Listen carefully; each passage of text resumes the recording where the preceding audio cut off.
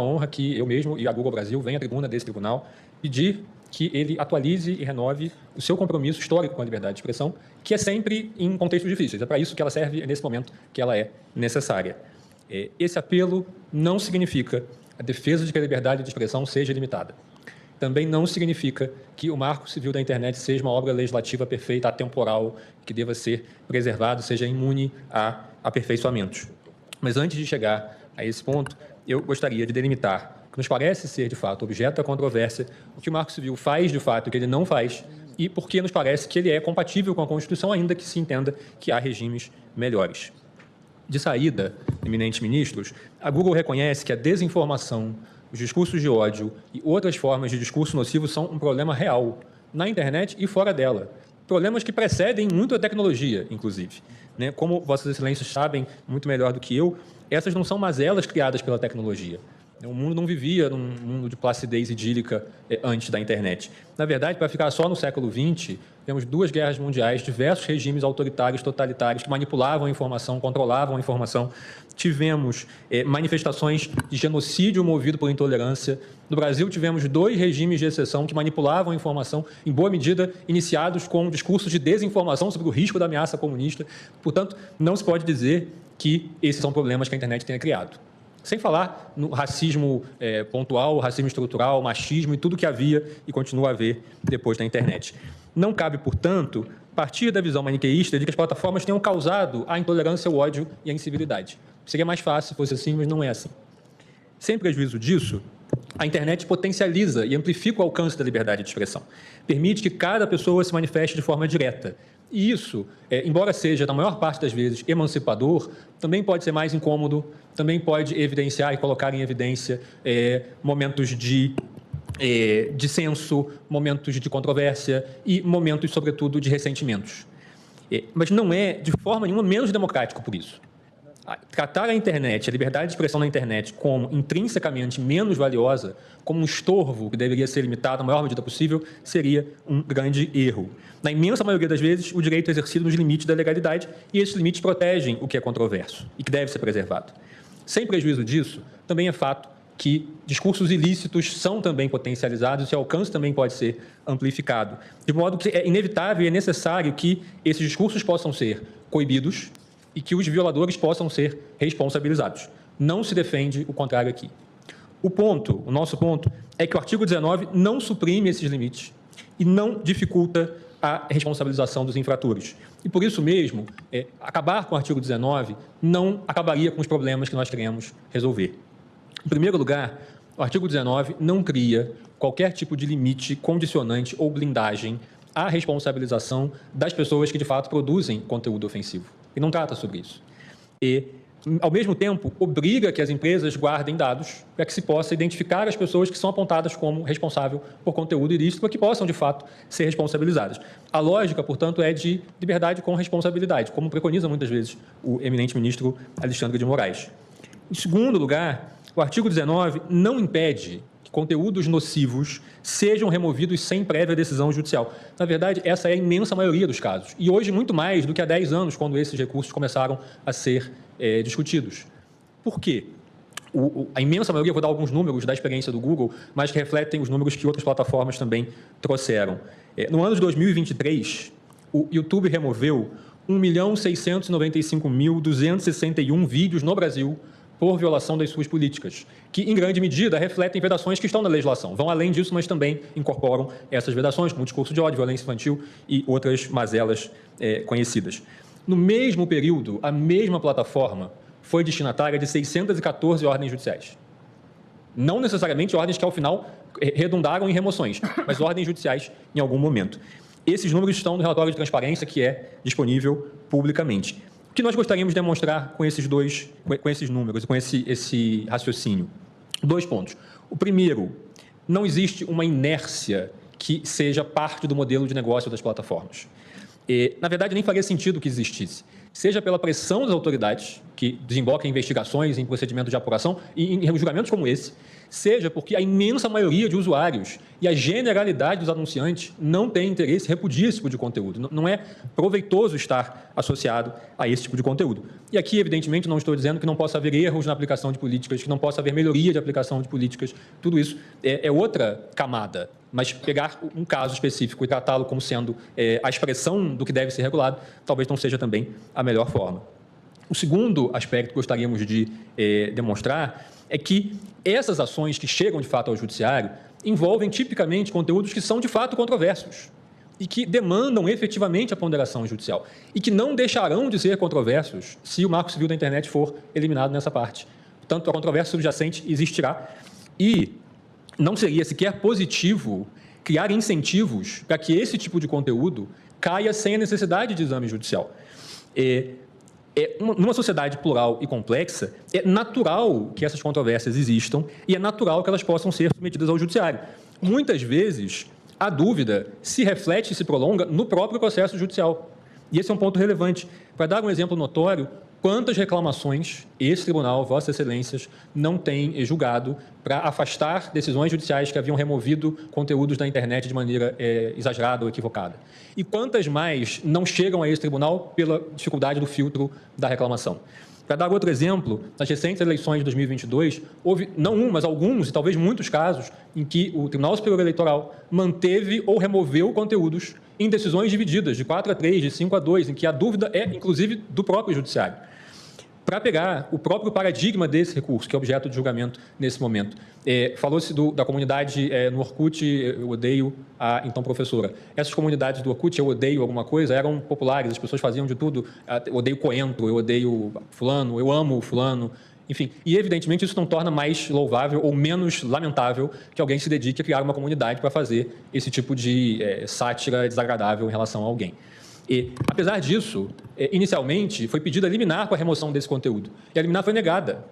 O juizado especial não deu a liminar, entendendo que inicialmente cabia preservar o conteúdo e depois reapreciaria, se fosse o caso, na sentença. Foi reapreciado em sentença. E em sentença foi ordenada a remoção, que foi prontamente cumprida. Mas, ao mesmo tempo, condenou-se o provedor a uma indenização de R$10 mil. Ou seja, o provedor foi condenado por não ter removido um conteúdo que o próprio Poder Judiciário, no seu primeiro exame, ordenou que não fosse removido. O artigo 19 veio eliminar esse tipo de disfuncionalidade.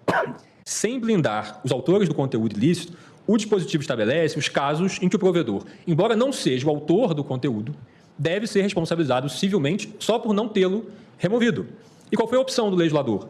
Estabelecer que o provedor deve ser responsabilizado se deixar, na esfera civil, se deixar de cumprir uma decisão judicial, que é o momento em que, ainda que possa subsistir a controvérsia ou a dúvida, passa a vir a manifestação estatal de que há uma ilicitude, portanto, em que há um indicativo objetivo dessa ilicitude. Isso não impede remoções antes disso, que são a maioria, mas nos casos em que houve dúvida, é um marco de segurança jurídica que o legislador criou. Longe de ser heterodoxa, essa opção evita que se crie um incentivo à remoção automática de tudo que seja controverso, de tudo que seja objeto de questionamento, que é justamente aquilo que deve ser preservado. E por isso mesmo, Excelências, reverter genericamente essa linha seria, com todas as vênias, dizer que se tira diretamente da Constituição um dever de censurar um terceiro, que não parece fazer muito sentido na lógica tradicional desse direito fundamental. Dito isso, é claro que esse não é o único modelo possível. Dito isso, é claro que há outros modelos e legislações mais recentes têm optado por outros modelos. Mas aqui eu gostaria de dizer que há muito mais semelhanças nas novas legislações com o Marco Civil do que divergências, e, sobretudo, nos princípios centrais de como funciona essa remoção. Antes de tudo, nenhum país democrático adota uma lógica de responsabilidade objetiva, pela qual seria responsável tão somente porque existe um conteúdo na plataforma, o que levaria a um dever de monitoramento preventivo que não é nem sequer viável no volume de manifestações que há e nem sequer seria compatível com a lógica de vedação à censura prévia. Apesar disso, um outro modelo possível, e aí sim adotado em muitos casos, é o de fixar como marco da responsabilidade o recebimento de uma notificação que identifique de forma específica o conteúdo que é reputado como ofensivo e aponte razões dessa ilicitude. O próprio Marco Civil usa essa lógica no artigo 21, que trata de conteúdo íntimo não consentido. Pela gravidade desse tipo de conteúdo e porque aqui a ilicitude é objetiva. Em qualquer situação, a divulgação de conteúdo íntimo de alguém sem o seu consentimento é ilícita. Não há contexto que torne ilícita essa divulgação.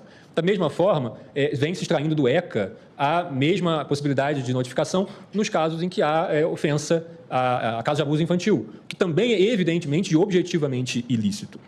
Algumas legislações têm seguido esse caminho da notificação, e aqui eu cito muito rapidamente duas, já caminho do meio para o fim.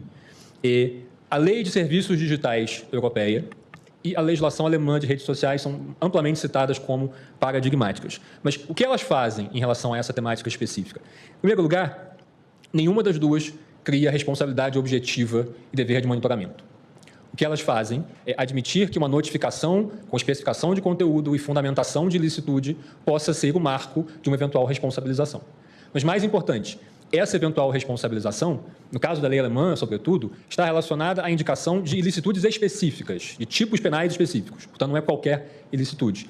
E, mais do que isso, em ambos os casos, não se cria responsabilidade apenas pelo fato de, em cada caso concreto, a plataforma haver discordado da notificação, o que evidentemente seria esse incentivo massivo à remoção automática. O que se prevê é uma responsabilidade pela falha sistêmica em responder adequadamente a essas notificações.